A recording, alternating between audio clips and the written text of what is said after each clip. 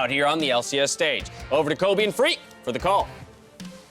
Thank you very much. Welcome back to the Battle Arena. First place, Team Liquid, the new and returning pride of North America. 3 straight LCS titles, 3-1 at Rift Rivals against Europe's best. And Cloud9 hoping to see what they can do, not quite at full power. Licorice taking time off. Kumo stepping in for him in top lane. And we have a battle at 2 top-of-the-table teams. And one of my favorite things about Kumo is that he will play pretty much any champion in the top lane. He plays tanks, he plays carries, he plays AP, he plays AD, he plays range, lane bullies, lane losers. So I think it does afford Reaper especially a lot of versatility here. And that's something you're always looking for with this team, is how creative can they get in Champ Select. So far, it's a full target of CoreJJ, trying to get all those support bans out. This is a common strategy versus Team Liquid. Well, he does still have his signature Rakan up, and Xayah is still, of course, quite valuable. Keep in mind, still 9.12. No Essence Reaver nerfs just yet on this stage, so Xayah Rakan definitely can be a great duo, one that Liquid has played 4 times already in their 8 games. So if C9 are relying on that, and I think they probably would, that could be coming through. Of course, Sejuani first pick, no surprise. That is the premier champion left up. Yeah, Xmithie very, very experienced on the champion. We'll see what Cloud9 answer with. Lux and Rakan are probably the 2 premier supports that are left up. And Zeyzal has been able to use both fairly effectively. We're versus Sejuani, there's not a lot given away. It's the universal tank jungler. Extremely powerful because they buffed up the second swing of the W damage. Hasn't been taken down yet because we're still on 912. And now C9 to make their choices. They are not really concerned at taking away the Xayah Rakan. They're going to grab Lux early on and have Zeyzal continue his reign on that champion. It's only a second game of the split, but I feel like almost every Lux has looked good so far. There is Trundle, a very common counter pick into Sej. Aftershock or not, the ult is still quite good into the champion, who has temporary bonus armor MR before joining combat. That can be quite effective. And now we wait to see what Team Liquid does on their side.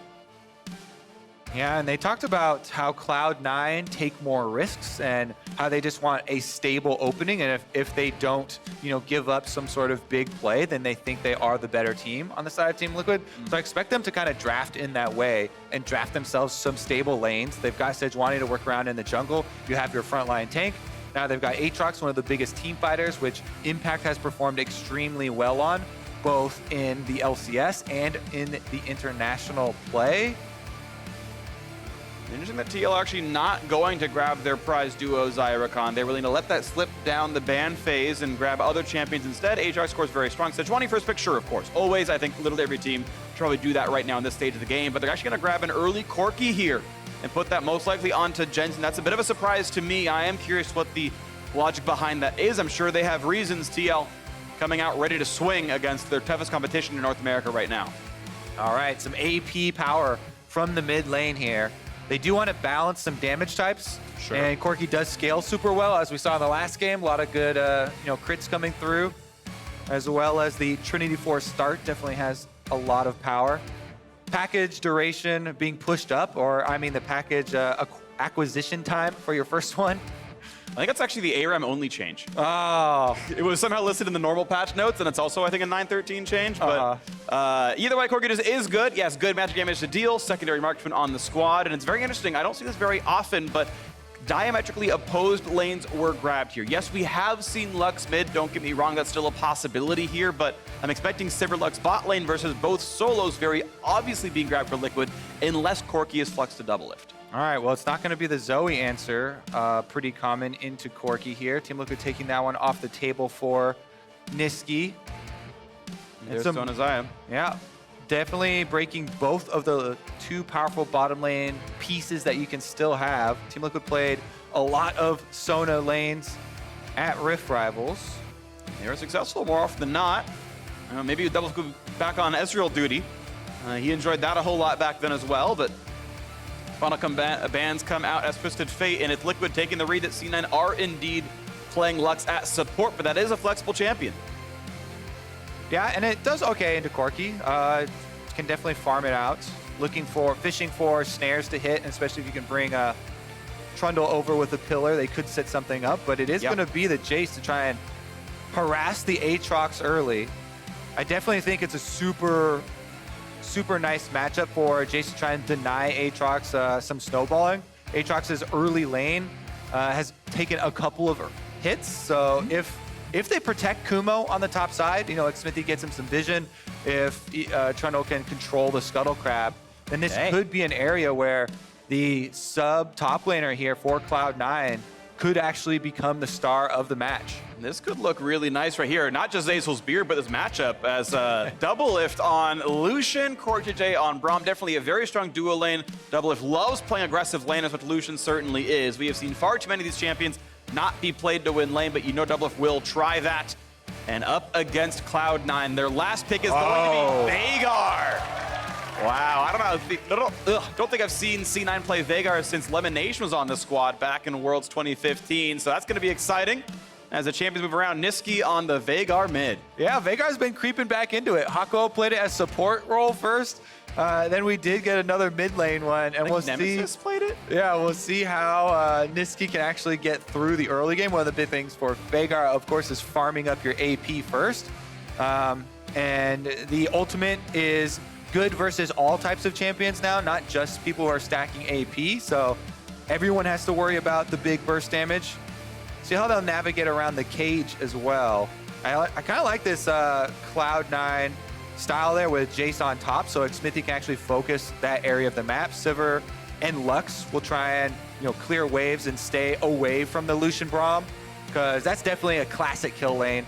Lucian dashing in, trying to get the double tap to get a stun off.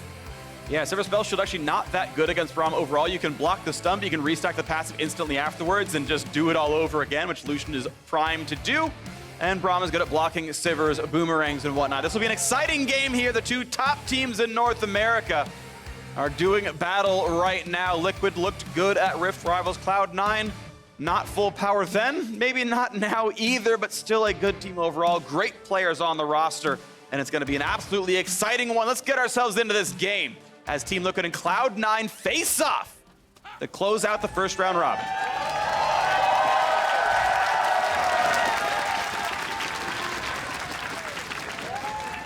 I mean, people were super excited to see Kumo on the LCS stage. He had that single game on Gangplank, which resulted in a victory. Now he's going to get some real time to shine. Jayce is something that you can really try and get out to an early lead. Corrupting Potion picked up for even more harassment here, so you try and throw out those autos as often as you can on Aatrox, dodge back into the brush to drop minion aggro, and try and get an early health lead. But with the Veigar pick, interesting things for Cloud9. We have a word with Reaper to talk about what this game is. Thanks, guys. Coach, Cloud9 is coming off of a pretty disappointing Rift Rivals run, and you're going against Team Liquid. It's your first match back. So what's the team thoughts coming into today? Team feels really good right now, and we recover process from the last Rift Rival, but obviously it's really tough to play against Team Liquid right after the recovery process, but we feel good, and I hope we can play well against Team Liquid right now. With that, you also have Kumo coming as a top lane sub for Licorice, so what can we expect to see from him? I'm not worried about Kumo at all. Ooh, not worried at all. Reaper, thank you. Best of luck to you. Back to you guys. All right, we are on to this one. I actually enjoy, we've had a lot of all chat already in this game. To give you a quick rundown for those who aren't on ProView, immediately Svenskeren says, oh, now you want a Veigar on your team. Fair enough. Kumo getting the early harassment as Impact heads back to lane as well. See if he can also pick up all the last hits, gets all three, and harasses while doing it. One CS for the Aatrox, unlucky. Impact already falling behind to an NA Jayce. Can you imagine? But an NA Academy Jayce. Not anymore. They're a different breed. NA LCS Jayce, we in there. Let's go. Bot lane, meanwhile, Zeyzal shield early. And they try to go for some auto attack trades. Don't find them just yet, but it does give a bit of pressure to this C9 duo early on as they are pushing forward. Yep, Sneaky using his patented skin as well with the pizza delivery. Love it. Trying to get the early push, as you mentioned. If they can get into the turret early, they could move up, try and get a ward here to see Xmithie, because Xmithie did start on the blue side of the map. He is going for the talisman start, so he can still do all these AoE camps on the red side, but it is a power clear for Sejuani. Trying to farm it out extensively early. We're going to get a quick pause here on stage, make sure everything is in order. But that is going to be my next area of focus, is the bottom half of the map. And it looks like Zeyzal did use that time after pushing the minion wave to move up and get a ward into the tribe rush. So if Xmithie does finish up the full clear, he's going to have to find a Q over the back of the dragon pit or something, or go through the lane. You can actually lane gank with Lucian Braum pretty effectively because, as you talked about, you can stack up those stuns and try and force that engage. And neither one can blink, so you can run down the Lux no problem either. I did see that Nisky is the one who paused. Don't know if that was because of it's his issue or not, but he was the one who typed in the command. We'll wait to hear what this is all about overall, but gonna be an interesting game. One thing is, you're talking about the bottom lane, actually. Something I've heard recently from players is, I know everyone likes to meme about Sneaky in lane, that his laning phase is not very good. But what I've heard is actually his laning phase has gotten a lot better. He's actually a very good laner. It's actually Zeyzal who is, his skill set is not so much in laning, but his overall mid-game shot calling. And so C9's generally slightly weak laning phase is actually not on Sneaky anymore. Typical AD carry Phreak here. Yeah, blame the support. That's me. I'm just saying, you know, just putting one out for my homie Sneaky that he's not the problem. Fair enough. Not that Zeyzal really is either. I think C9's great overall as a team. Yeah, I think a lot of people are going to be super interested in the mid lane matchup as well. I know last time we saw Veigar, Froggen was tweeting out, yeah, I'd love to have my team carry me for 20 minutes too and play Veigar. Yep. You know, of the opinion that he's not going to be able to get any early action. And yes, you know, you really do need to stack up the AP to have that big threat. But I always love the players that can really utilize the cage well, because it's such a big CC. And you either need to have the skill indicator on it, because the center is the center of the cage where you cast it, but you need to be able to cast it with the edges touching people. So either have the skill indicator on, or just put enough games in on the champion that you get the feel for the exact range, and you can really see that on stage take effect. You know, when these guys are popping up the high intensity moments with Veigar cages to actually land right on people without having them to walk into it. Absolutely, that's going to be a big thing. That's why I always have a smart cast and a manual cast keybind that I just pop that out if needed and don't have to change between games.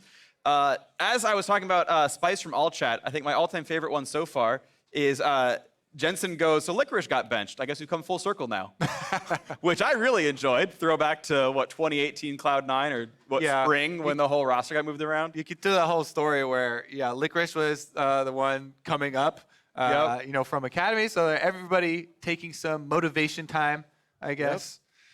Smoothie was on the roster, and Zeyzal came in, and then they traded Smoothie away to Echo Fox, I believe, and it went on from there, and now Smoothie's on TSM, and Zeyzal still starts for Cloud9, and Sneaky and the rest of the crew are back. Meanwhile, Jensen has swapped teams over to the opponents now.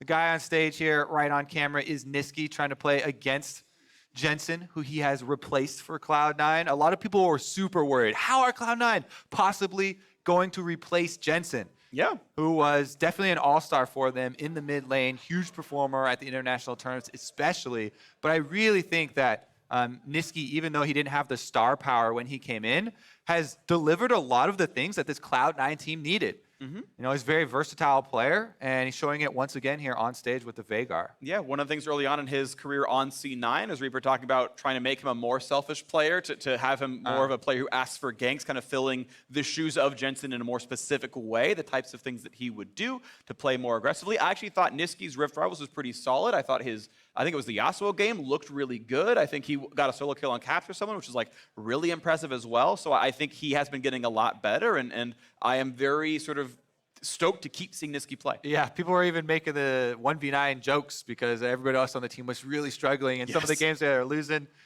Nisky fighting his heart out. Looks like they might have solved some of the issues. He at least looks happier, so that's good. That's definitely a good thing. In good spirits here for the Cloud9 side. Thumbs up. Getting some readies in chat.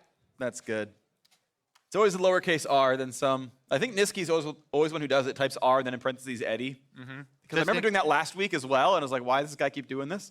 Regardless, though, I'd heard that he was getting FPS issues. Looked like they restarted the game client, and everyone is typing R, and game resumes in 3, 2, and 1.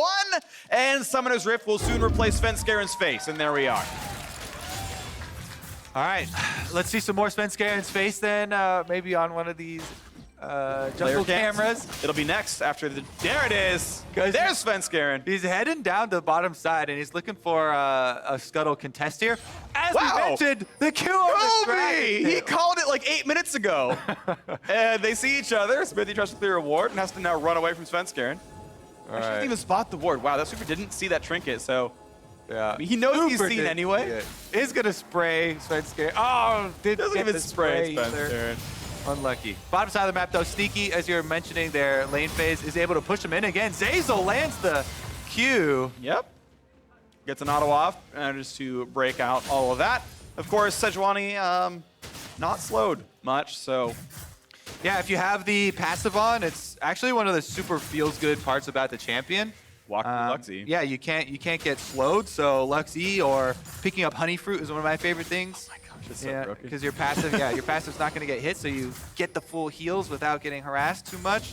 Impact here is getting harassed quite a lot by Kumo. As we mentioned, the Jayce early on gets a lot of free damage onto the Aatrox. You can harass him at will.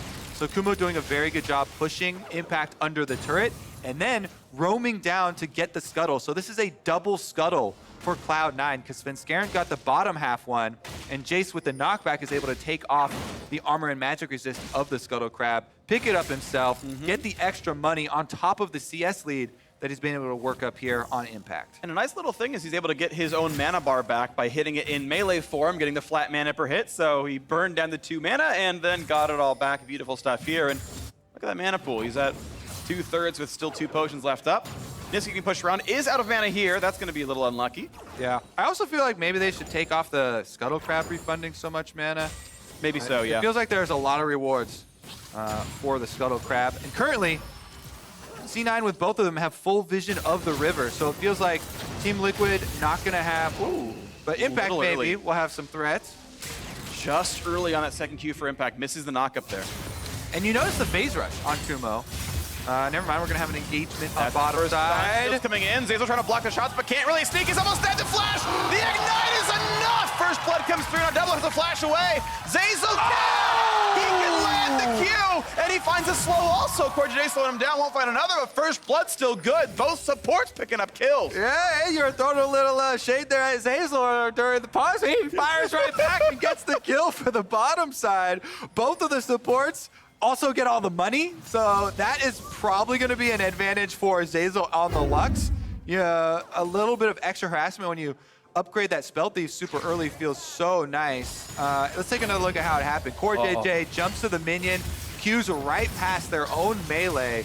So nice start there, and then we mentioned the easy stack there for Lucian committing to get the stun. CoreJJ then flash ignites, but Zeyzal also ignites, flashes in as well, lands the Q, and we're back out to some action. We're back out of some wards dying.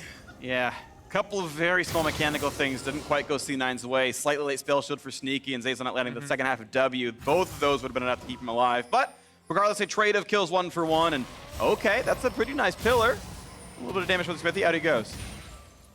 Because it was traded over, gold's still very even too. Take a look at Jensen here. Inside the cage, so didn't quite get the edge on that one, but still a lot of harassment from Nisky. Just autoing him as Veigar. It's like, you don't have cooldowns. I'll just throw little crappy orbs at you. And Hey! what? Veigar auto attack is one of the worst things in the game. Powerfully magic-infused orbs. Okay.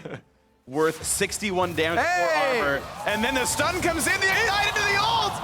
Those are crappy infused orbs, but the ignite might not do enough damage. Jensen able to walk away, but with no TP, is gonna have to walk the long way back. Yeah, pretty close. That Spellbook Veigar definitely packs a punch. Level 6 plus the ignite coming through, but not been able to take down Jensen. And he'll be able to walk back to lane. Definitely going to be a CS advantage holding over for Nisky, though, in the Veigar matchup. That's going to be super nice for them. Take it off. Oh, the cannon! Take it off. Okay, got the cannon. Now get the rest of them. They're all yours, Xmithie. You deserve this farm as the jungler. That's pretty hard with the Sejuani with the Cinder Hulk as well. The early burn from the bombies is going to be... Yeah. Plus, I feel like mid laners are always going to yell at me and like spam pings just because you're killing them a little bit earlier so Right, that... you're not at speed. Exactly, the experience, they're not going to be in range as quickly. Yep. Whereas I'm like, come on, there's money on the ground. Let me pick it up. Cannon was always gonna die. I think that one's always safe to grab. But you're right, the other minions died a little bit faster. And Jensen only got like 2 CS from that whole push. All right. Back in the jungle. Svenskeren gets rid of a little Ghost Poro. Now hatches a ward himself, but Impact is waiting in the corner. Yeah, I'm still getting used to the new Ghost Poros where they don't have to be in the brush, you know? It's just Right. when the, your ward's expiring. And it's just like a, oh yes, I didn't know you had vision here the entire time too, I guess. Yep. Meanwhile, bottom side is going to be some river control on the side of Team Liquid because they saw Svenskeren with that Ghost Poro. So whenever you have vision of the enemy jungler, you want to make a powerful play. Bottom side's pushing, so Xmithie can move in, take this blue buff.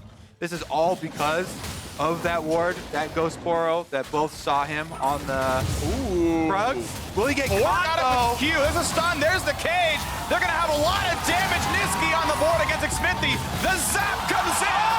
A double kill for Veigar. And Nisky looks for another cage. He's got a few seconds to go till that comes up, but he's running fast. DoubleLift. Can he get away from this one? Soon they have the stun. He finds the first bit. The light binding, the damage output, the pizzas, everything they can. DoubleLift burning, but he will stay alive. Oh my goodness, they saw him on the top side, but they didn't finish their job quick enough, Phreak.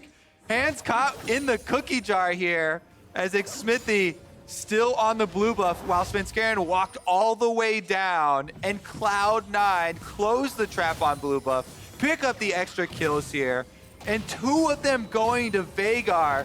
This pick already paying off, Phreak. Yeah. Let's take another look. Svenskeren ran all the way down, blast coned over, and just in time, as well as able to chase off Xmithie here. Gets caught up with the Veigar stun and the Lux binding. Able to annihilate him, and then ult came back up for Nisky, ready to take down the support for kill number 2. And he says, okay, I can chase it down. My E will be up in time, and he was right. Almost enough damage, but back in the map is Team Liquid. And this Cloud Drake is completely theirs. A lot of cloud spawning so far today. So a clear summer sky in Los Angeles, and we're gonna have these Scuttle Crabs also taken down by Svenskeren. Overall game state though, 300 gold in the lead for Cloud9, a very close one. When you consider a 2-kill lead, the farm is going the way of Team Liquid. Meanwhile, top side, revisiting the island up here after all the bottom side action. Impact now up to level 9 with a lot of armor. So once you're in, oh, never mind. Ooh, big fight right here, finds the spot! Oh! Jensen walks into it, do they have the damage? Oh my word, he does! And now it's time for Xmithie to run, hightail it out of there, get away from everything. Nisky keeps stacking ability power. Oh my goodness. If you come at the king, you better not miss. Nisky is outplaying all of Team Liquid right now. Jensen went for the all-in with the package, and then Valkyrie right into the edge of the cage. Really heads up play there by Nisky reacting. Once he sees that Jensen stuns himself on the edge, he's able to get the full combo, but here's another look at it. Package. So Jensen wants to use the package after he sees the Dark Matter ears there. He does get the knockback, and so you've got the burn going on Nisky, but the cage had already started to form, and that allows him to land the next one. He's got ult ready, and then Nisky also able to sidestep Xmithie's Sejuani ultimate. Yeah. That has happened before, and he's able to walk him down after that and work off a turret plate as an extra reward. All right, taking stock of the rest of the map right now. 4-1 in kills, still only 300 gold apart. The bottom lane right now for Team Liquid actually looking very good. DoubleLift up 400 gold himself just from farm. We know one plate's been dropped off the mid lane here as well, and this TP is going to force C9 to run away. Svenskeren gets the speed boost out of Sneaky's ultimate, and as Impact walks right back out, Nisky puts a cage just to make the runaway a little bit slower. 5 down here right now as Jayce is soloing the top turret. Yeah, this is a terrible position for Team Liquid. They've committed 5 people with the teleport, and they're not going forward with the dive because they're scared about the roam from Veigar cutting them off. So all that accomplishes, Good flash by Core, but a sidestep means Nisky is not knocked up, and a summoner spell for nothing means it's even worse. Team Liquid spend a lot and get absolutely nothing. and he dodges another missile there while he's on screen right before the camera moves. Nisky with the fast speed is dodging so much here for Cloud9. Kumo got most of the plates off topside and is transitioning over here to maybe contest Rift Herald as well. Now they're gonna try. You've got Kumo waiting in the wings. Nice stun on the front line. Svenskeren. The flash goes nowhere. The ult makes him durable, but it's not enough. Kill pickup there for Team Liquid. Xmithie a bit low, but there's no follow-up. He'll stay alive. And this Herald's getting lower and lower. No Smite to fight against. This is going to be completely TL's as long as... Oh, Kumo picks Xmithie. Veigar can do no wrong. Nisky gets another kill. He's on a rampage. And the chase. Kumo steps up huge. Oh, Kumo is popping off here on the LCS stage, Phreak. In spring, everyone was excited to see him try his hand. He has utilized the Jayce extremely well on the top side. Roams down, sniper shot gets the kills, and Nisky is 4-0 on Veigar now, level 11. There's nothing you can do to avoid the burst damage anymore. Proto Belt is back up for him. And that's plates 4 dropped off the mid lane turret. A lot of gold gain and suddenly a 3,000 gold lead. Cloud9 massively ahead now in the early game. Well, now we know why Reaper said he's not worried about Kumo. Yeah. And left it at that. Team Liquid should be worried about Kumo, if anything. This is a very good performance across the board here for C9. All right, let's take another look at this one. Really nice stun this time by Xmithie. He lands a long one onto Svenskeren. Svenskeren then flashing into the wall there because he had very little time. Try to get the panic one off, doesn't make it. So Team Liquid stay on this because Impact got the reset on Aatrox, but it times out here. Kumo just snipes Xmithie right there in the front and then jumps on DoubleLift. They did not respect the Jayce on the top side. I think that was definitely an error from Team Liquid. Seemed like some discord within their calls. Like they were completely split there. They just left the low health Sejuani right in front of Kumo. Yeah. And that was actually a pretty easy shock blast to land. Yep, QE from basically 300 range. half distance, so actually pretty easy to land that one. And then he just jumps right on DoubleLift, the AD carry next to him, so. Big damage into Kumo. Okay, gets in the melee range for the one, puts him back into the turret. Impact and a chase. Can't find the knockup. Kumo, one more turret shot. Oh, he's got the solo kill. Kumo! All right, that one was more difficult to pull off, and you get credit for that one. Impact with his ult and with his flash up gets destroyed. Oh my goodness. What a performance on stage, stepping up, replacing arguably the best top laner North America and filling those shoes cleanly. Oh my goodness. First turret, solo kills Impact, saves Rift Herald. Here's a pro view from Kumo's perspective. Gets it, oh my goodness, gets him with the knockback. You can tell he immediately goes for the kill. Shock blast land, the last turret shot gets him. No reaction in the cam at all. Yeah, it's The just anti-Whippo. another day at work, Phreak. Yep. On the stage. Yeah, solo kills a world champion, NBD. All right, well, back on the bottom side of the map, Cloud9 ready to stack up here as move towards more ability power and cooldown reduction for Nisky. Infernal Drake is a prized possession, but Team Liquid, you can see how far they're giving this one. They do not have the rights to steal it. Xmithie had a flash, but no vision in the pit means no chance to steal. And Infernal Drake goes to Cloud9 on top of their 3,000 gold lead. Now Impact gets a little bit of time top side, but spends the time to put a ward down to see Kumo coming, and we'll get some damage dealt here. All right, Kumo gonna come back to his lane kingdom and chase off Impact here. There's no turret left for Impact, so he needs some extra support if he's gonna be up here. And he's called Xmithie. Good package, or Valkyrie that time by Jensen, gets out in time. Those cooldowns fairly similar, but I think it's actually shorter for Veigar. Oh, they Sven. have extra info. Spotted. He's gonna try to get away. No vision as yet, but stunned in place, and a good collapse. Team Liquid finally on the board again. Svenskeren caught in almost the exact same spot there. CoreJJ's sweeper saw him in the brush, and there's no way for Svenskeren to know that that sweeper has revealed him. Yeah. So really nice stealth play there from Team Liquid to get the kill back. They can get some momentum off this. They go for the red side invade. They're trying to support Impact in his push. Signs of life for TL. Top outer likely to fall right here as they've moved the team around and no one's answering bottom lane. In fact, everyone is on the top side of mid right now. So TL gonna tie up the score in turrets. The gold, no, only 2,500. They are shrinking that lead. Good pickups there to come back into this one. TL characterized C9, or I should say Jensen characterized C9 as like G2, but not quite as good in that they are aggressive and really to try new things out. And the Veigar mid certainly a atypical mid laner. Yep, able to get both of those last hits under the turret, I believe. Yep. And Nisky's been stacking up his AP really effectively, especially getting 168. a lot of this extra cash is going to go a very long way. Yep. He was at 100 at 10 minutes and 68 over the next 8.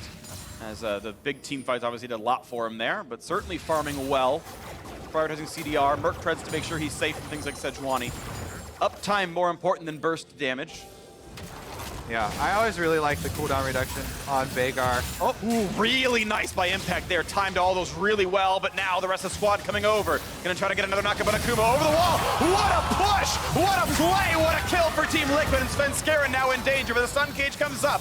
So not the rest of the team. He's gonna stay alive, but pops his ult, and that's gonna time it before too long, so outruns Cloud9, a pick for TL. And they're hungry for a bit more, but no engage tools available means they can't quite find their way in. This looks at the cage, not gonna find that either. Team Liquid showing some team solidarity here as they make back-to-back plays with several members. CoreJJ and Xmithie roaming together, and the team standing behind Impact already there to jump on Kumo for the return kill. Impact able to bait him in close to the wall, and they get the jump out of Fog of War. 2 really big Fog of War plays for Team Liquid. Yeah. These are the back-to-back-to-back LCS champions, not going to go down without a fight. Impact starts it out, as he said, hits him with the chain, dashes backwards to land the first, and then land the second. Really nicely played there. Then he's able to lure him over to the death wall, where Jensen with the package, Xmithie and CoreJJ both jumping over. And once they've got that kill advantage, plus the reset on Impact's ultimate, there's no way there for Cloud9 to re-engage. So Team Liquid have won the area. Beautiful stuff right there, and I can't even blame Kumo for the play. His team was right behind him, but TL faster, smarter, and off they go, picking up another kill. So now 4-8, and the gold lead has shrunk to just 1,000. So really good job getting back into this mid game. And now we get to play the rest of this one out at almost equal footing. Luden's Echo done for the Cloud9 mid laner. Jensen getting closer to his next item, going looks like it's going to be Essence Reaver second compared to the IE from earlier. Nice cage, puts out the flash of Xmithie. They're not going to quite stay for the turret, afraid of what the re-engage might look like, but one auto attack would knock that down. All right, they have to play around the cooldown here with the cage. Are they going to move up with it? You can just put it down. What about cage? That could have been really good. The pillar almost set it up too. Okay, mid-outer is gone. 2-1 in turret, 1,700 gold difference. No one really on the side lanes. It looks like Aatrox from Impact going to claim a wave in the top lane, but answered by Kumo. Nisky right now, by the way, 45% capped out with the CDR with the blue buff being worn. So the cage spam provides them so much utility in these team fights. It's really difficult for Team Liquid to find their way in. Another fight in the bottom lane, though. Impact not able to find the knockups. Gets that one, though. Good damage and good juke away from the shock blast, but it dropped him very, very low. So out goes Kumo as Xmithie comes back over and kills a ward. Yep. Kumo now going to expect multiple Team Liquid members each time Impact does go super aggressively like that. Meanwhile, the rest of C9 trying to clear out the wards in preparation for the arrival of this dragon. There you go. Ocean Drake is definitely nice for these resource-heavy champions. Nisky can farm forever. Sneaky burns through a lot of mana. S3 doesn't always completely cover that one. That'll actually feel really good in this game state. And that was earned by all their mid control and even bot to a certain extent as Impact was pushed pretty low and Kumo healthier, can feel more comfortable there. Impact no ult is going to be a pretty big deal, of course, as well. All right, DoubleLift pushing up on the top side, trying to get the wave in place for Team Liquid as they move over to the Baron area. Svenskeren leaving around some defensive control wards here for them, but they don't have any inside the pit. Going really dark right now as they don't have vision on any of the Team Liquid members except for Impact bottom side, who does have teleport. Nice ward, though, from Kumo. Yeah, that could have been sussed out because they would have seen Kumo put a ward down, or at least come to the near spot right there. Big root, though, on is good damage. Look at CoreJJ, jumps back to his team. The flash! Nisky puts up the barrier, and there is no way out. The baby cage sends him home. Svenskeren grabs the kill. All right, is that going to be enough to force something here around the Baron? They can try and bait it a bit.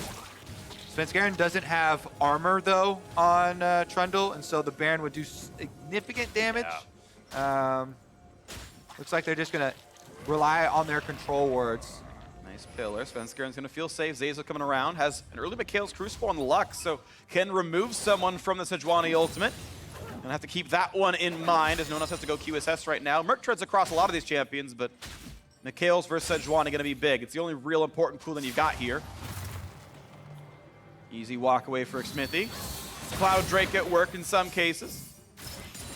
Corki pushing the bottom lane. TL kind of trading off who's going to be down there. This time around it's Jensen. Answered by Kumo yet again. Easy pick up there. Xmithie grabs that one. Ghost pop by Nisky. Going in for impact, forcing the flash out, but he's going for round 2. Over the wall they can go. Looking for damage, though, on an impact. A lot of burst damage. The root is there, and they're going to knock down the Aatrox. Good setup by Zeyzal and Nisky to make it happen. Yeah, the spellbook on Veigar has paid off so heavily here for Nisky. The Ghost this time forcing flash, forcing ult, and getting the kill when Zeyzal lands the skill shot. The important snare there is landed in the end after everything was blown, and he gets another huge root. Oh, wow. Xmithie barely gets just over the wall. Merc Tread's at work. Yeah, Merc Tread's very, very valuable here versus a Veigar and Lux team. Legend Tenacity helping as well. Precision secondary mandatory against his team composition. But the poke continues, and this mid wave is going to drop. Kumo gets the bot lane outer. Meanwhile, DoubleLift pushing the top lane, so there is still farm trading back for TL. Don't know if he can stay for too much longer, but right now, C9 actually in vision. They are not moving, so DoubleLift knows he's actually safe to keep going. And Veigar able to put down the cage again as they siege. No way out for CoreJJ, but not a lot of dangerous cooldowns to push him down, so it's not really going to matter. As bot lane still taking fire, mid lane taking fire, DoubleLift still attacking the top lane as well. Remember, Cloud9 do have an Ocean Drake, so in the extended siege, they can still regenerate up, but DoubleLift, unrelenting on the top half of the map, gets another turret for Team Liquid. Okay, that's going to be 2 to 3 in turret. C9 nearly knocks down bot lane tier 2, nearly knocks down mid lane as well in a slow. Now DoubleLift, this time with a pillar. This could be enough of a 2v1. Sven pops the ult for the health. Here comes the play. The slow's coming across, but TL over the wall. They found their way in. Look at the re-engage now. CoreJJ, knock up, not going to land thanks to spell shield from Sneaky. The 5 of them already all together. Out they go, keeping the member alive. DoubleLift able to get out from his mission on top side. Kumo recommitting to try and get that tower on bottom though and answer it. Currently, all of the wards around Baron have been pretty split. It looks like within the actual pit, they don't have vision, but leading up to it. Oh, TP. Both of them, okay. DoubleLift is the one who's showing up. That's going to be an interesting 1v1. Where's the rest of his squad? He's going to go for the flay. Does not have the Rune King for the slow though, but a nice cooling. Finds a lot of damage, but Kumo going to run away with the acceleration gate. Just some damage dealt, out they go. Yeah, teaching him a lesson there. Yeah, I have more guns than you. But the goal was accomplished, right? Kumo was able to take down the secondary turret on bottom side, so the pathway is open for the split push. Mid tier 2 fell just to minions down there. The bot lane, of course, we just saw Kumo grab it. We'll see where they want to go next. 30 seconds, the Ocean Drake. Baron's been alive for a while. Top laners probably still stay at that bottom side, and indeed they do. TP, though, not up for impact. Kumo has his. And that's Impact's flanking with the team, though. This could be 5v4. okay, look at the play. Haste towards Jensen, not going to catch him with the cage.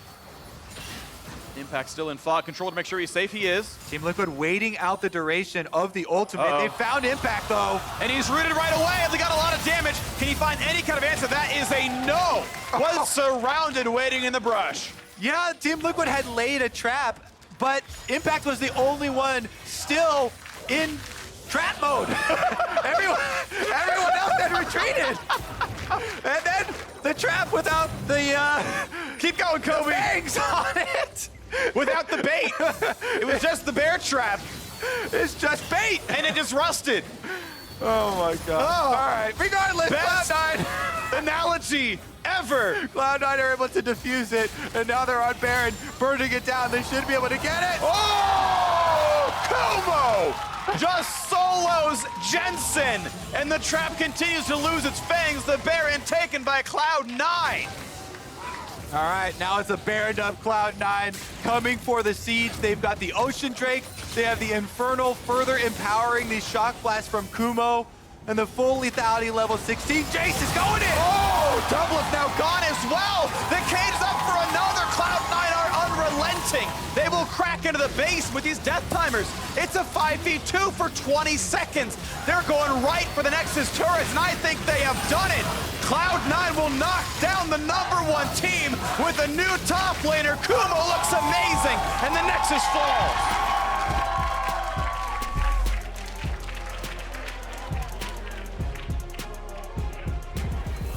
Nisky making that Veigar mid look pretty good.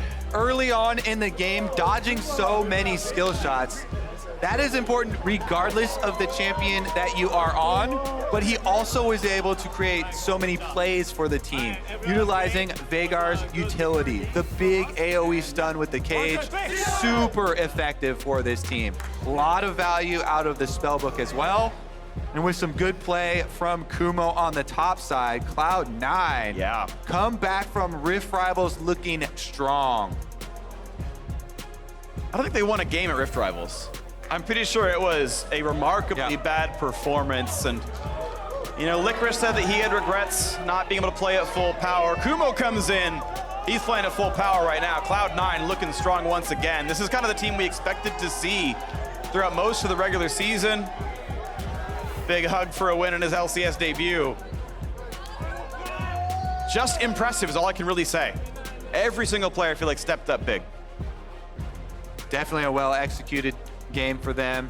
Finding the multiple Team Liquid plays in action. Team Liquid had a couple good strike backs there on some Fog of War plays to get some kills back for themselves and put a little bit of pressure back on C9. But the last one, where they're completely split, the 4 members of the trap separated from the bait of the trap, from Impact, and then Impact's all alone, and they finally find him in the corner, nowhere to go. That being the game ender was just the most comical ending to this game that I could imagine. It completely fell apart, but Team Liquid did try. Cloud9 by far, though, the better team today. Let's send it down to Avli, who's ready for an interview with the triumphant mid laner.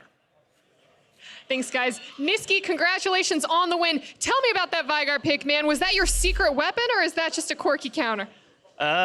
It's kind of my secret weapon. I mean, I was just playing it in solo queue. It was fun, and it looked good as well. So I was like, why not, you know? And then, we practiced a bit, and I mean, it seems good, so.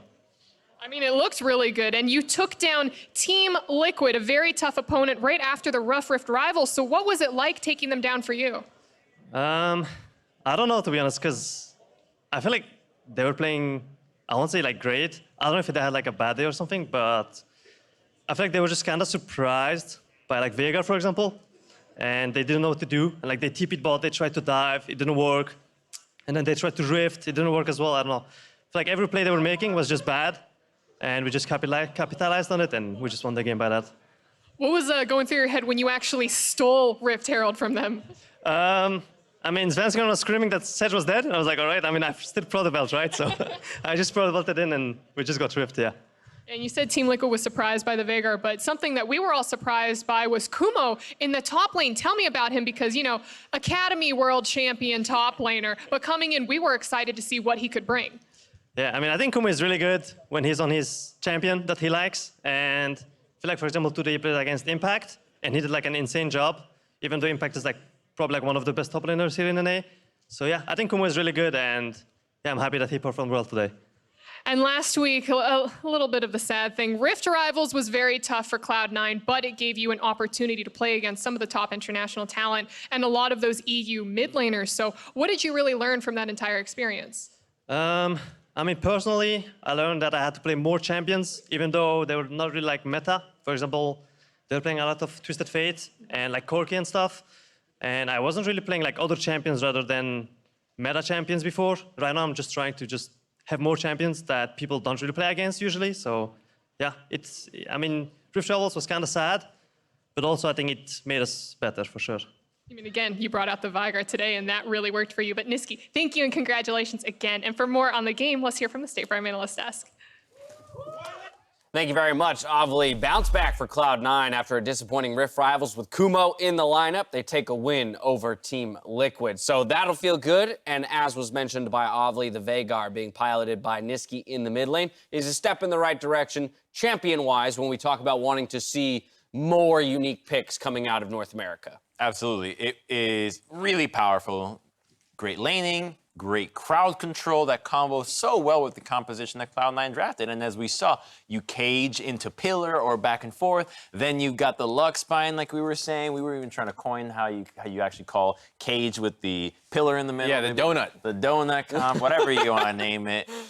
it's any flavor for you. Yeah, and it's after, you know, it's the last pick, so you see this pretty short-range comp out of TL, more early-game focus. So if you can find these picks with Lux Binding and Cage, you have really great long-range assassination on a lot of them, as well as the Jayce even comboing in there. So I think C9's comp was a beautiful reaction to what TL drafted. And while, as Nisky pointed out, some of the plays from Team Liquid may have been questionable, the early game amounted to a highlight reel for the entirety of Cloud9. Yeah, I mean, it was one of those games where, yeah, you can break down exactly how the comp is great and whatnot, but a lot of it came down to execution as well. And so you see this Braum Lucian lane being extremely aggressive in the early game, getting that solo kill on Sneaky, which is great, but not able to actually sidestep that. I'm surprised. It's such a slow projectile. DoubleLift knows he can dodge that. This was the beginning of the end for me for Team Liquid, because this is a collapse where you don't have mid prio, as you see that Nisky collapses first.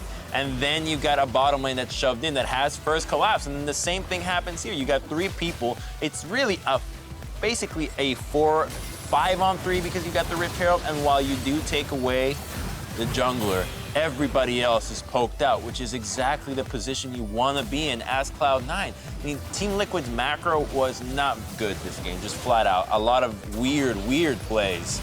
Yeah, I mean, you also have to tip your cap to the mechanical plays for C9. Kumo coming up big here, gets the assassinate before the smite on the Rift Heralds. They get that one as well. The flash follow after kind of hitting in DoubleLift. And here, super well played by him to dodge the Q there and then get the knockback into the turret.